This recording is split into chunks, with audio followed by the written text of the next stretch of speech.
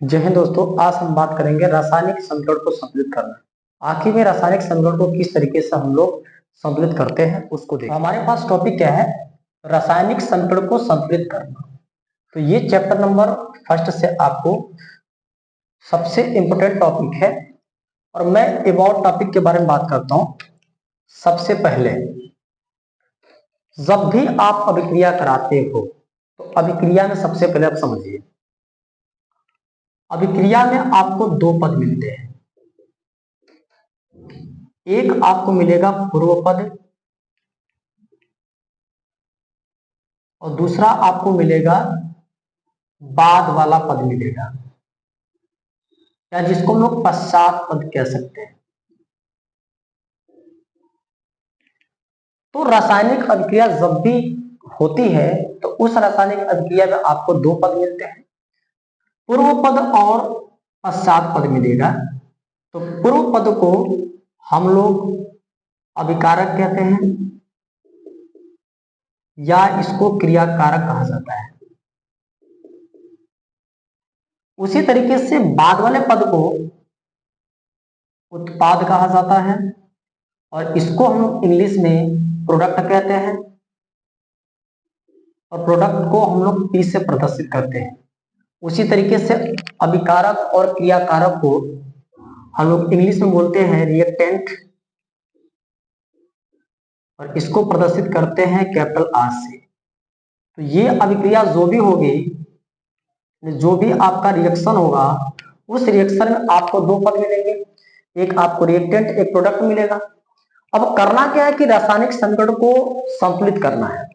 तो सबसे पहले बात को यह समझना पड़ेगा कि जो अभिकारक और जो उत्पाद होगा उसमें तत्व परमाणुओं की संख्या को समान दिखाना पड़ेगा। ये तत्व परमाणुओं की संख्या यदि समान हो जाती है, यहां से रिएक्टेंट और प्रोडक्ट दोनों में तत्व परमाणुओं की संख्या, परमाणुओं की संख्या बराबर हो तो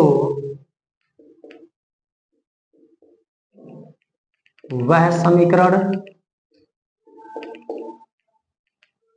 संतुलित समीकरण कहलाता है। संतुलित समीकरण कहलाता है।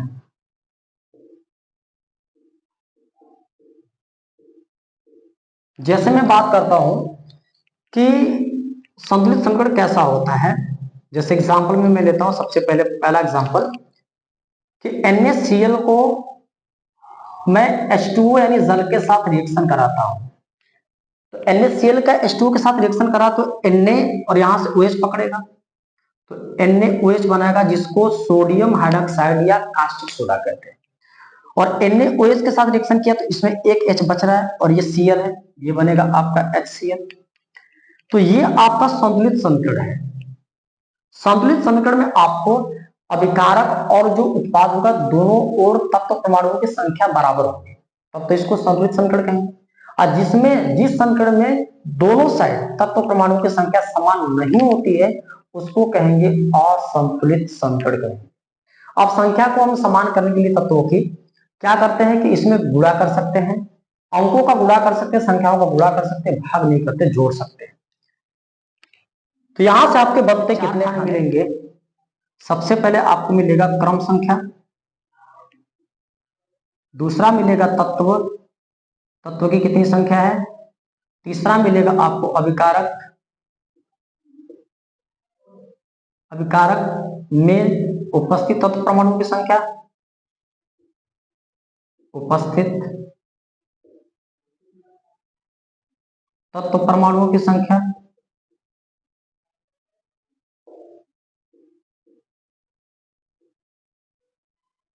और चौथा आपको मिलेगा उत्पाद, उत्पाद में उपस्थित तत्व परमाणुओं की संख्या।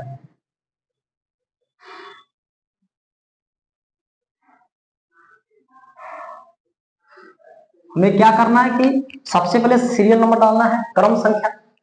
जैसे मैं पहले समीकरण को आपको बता देता हूं संतुलित करके। तो इसमें देखिए क्रम संख्या का क्या मतलब है कि इसमें टोटल कितने तत्व हैं उसको गिनना है।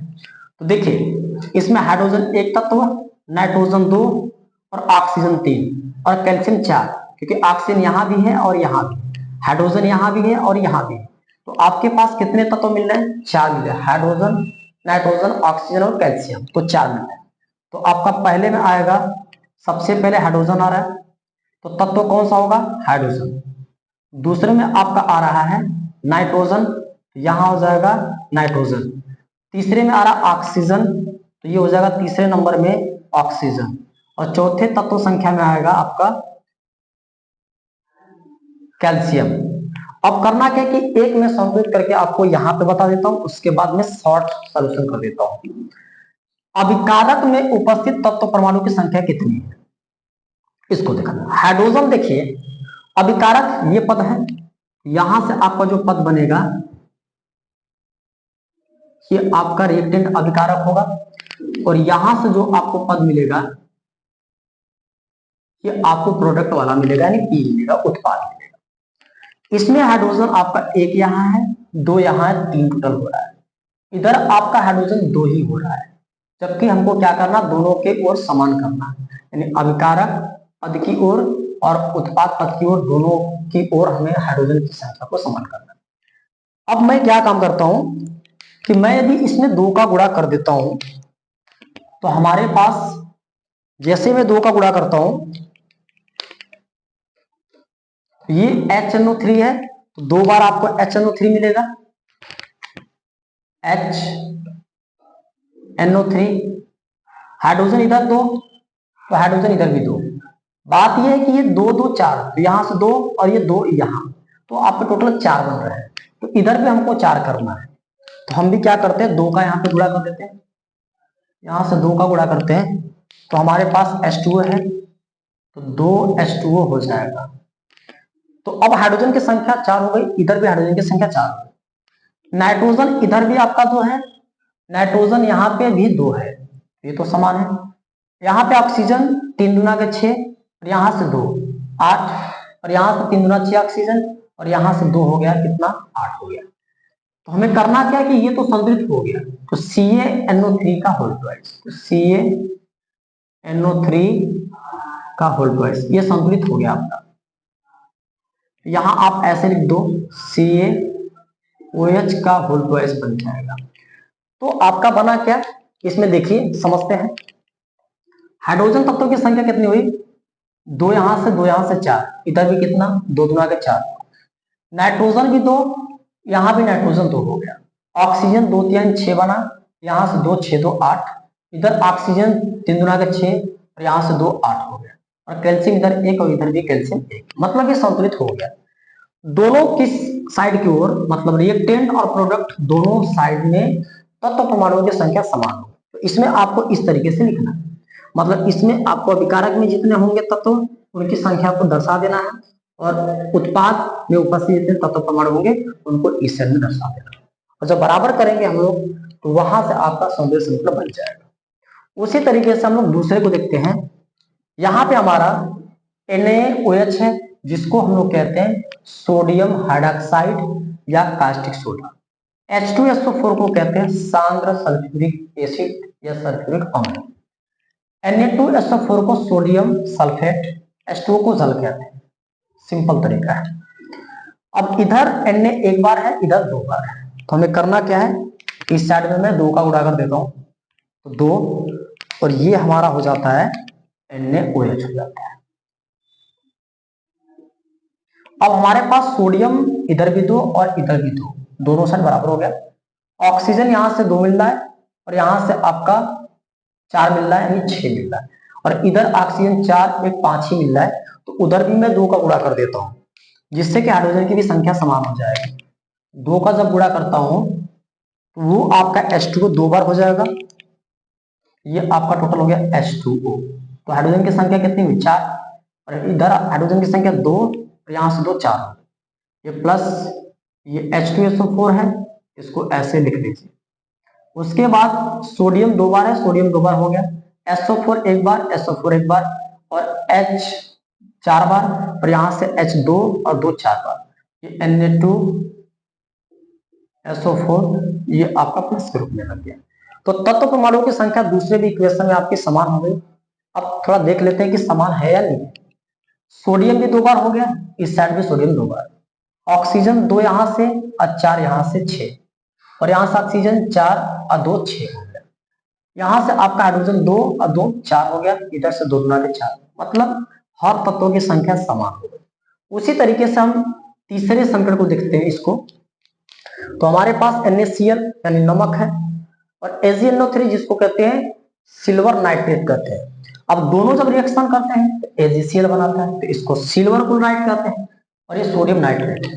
अब इसमें इस साइड में सोडियम एक बार, इधर भी सोडियम एक बार, Cl इस साइड में एक बार, इधर भी Cl एक बार, Ag एक बार, इधर भी Ag एक बार, NO3 एक बार, NO3 एक बार, मतलब ये पहले से बैलेंस है, तो ये संतुलित है, पहले से संतुलित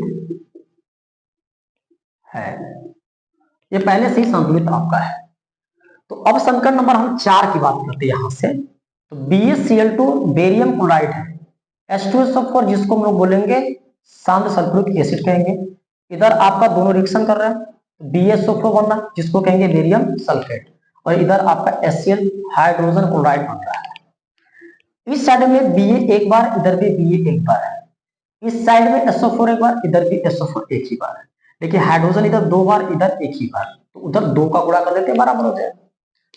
तो इधर भी मुझे क्या करना पड़ेगा, 2 का गुणा करना पड़ेगा, 2, और ये HCl है, तो यहां से आपका हो जाएगा 2 HCl हो जाएगा, और ये आपका BaSO4 तो ऐसे ही है, BaSO4 को ऐसे ही छोड़ दीजिए।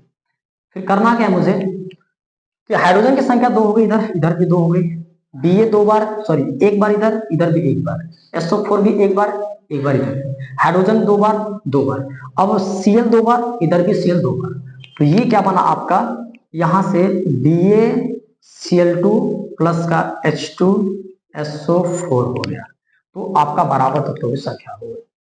तो आपका समीकरण नंबर 4 भी आपका संतुलित हो गया।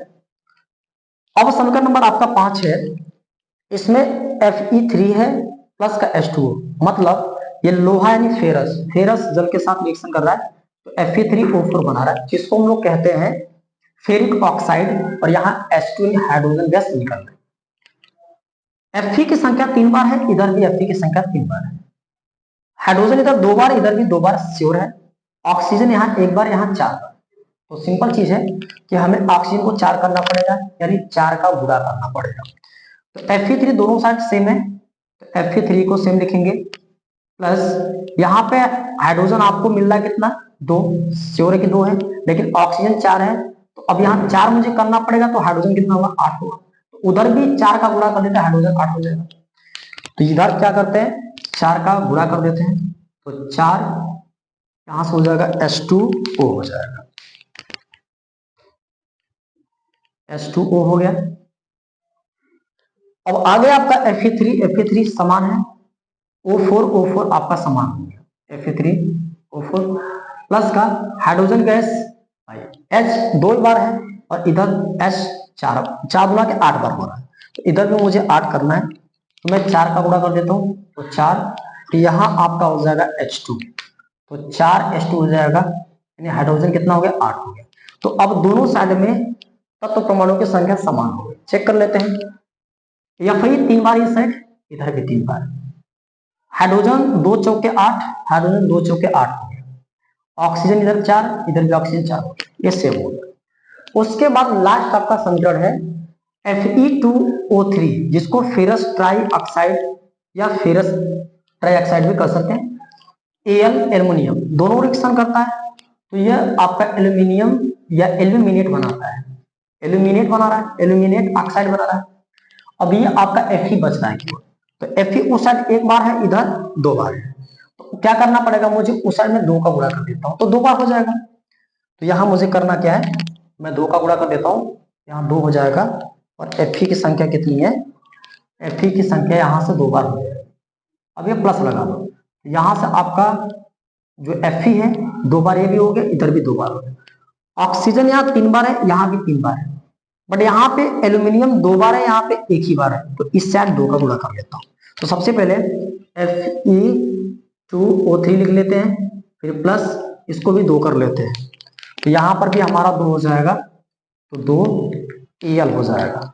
तो ये हमारा यहाँ से Al हो गया, एरो, अब यहाँ से हमारा Al2O3 हो गया और प्लस का 2Fe हो गया।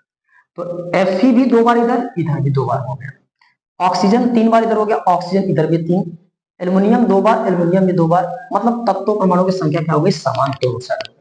तो हमने ये चीज सीखा कि कोई भी समीकरण आपका होगा, उस समीकरण में दोनों साइड तत्व परमाणुओं की संख्या भी बराबर होती है, तो संतुलित समीकरण कहलाएगा। जब बराबर नहीं होगी उसको कहेंगे असंतुलित समीकरण आपका है। तो इस तरीके से आप समीकरण को संतुलित कर सकते हैं।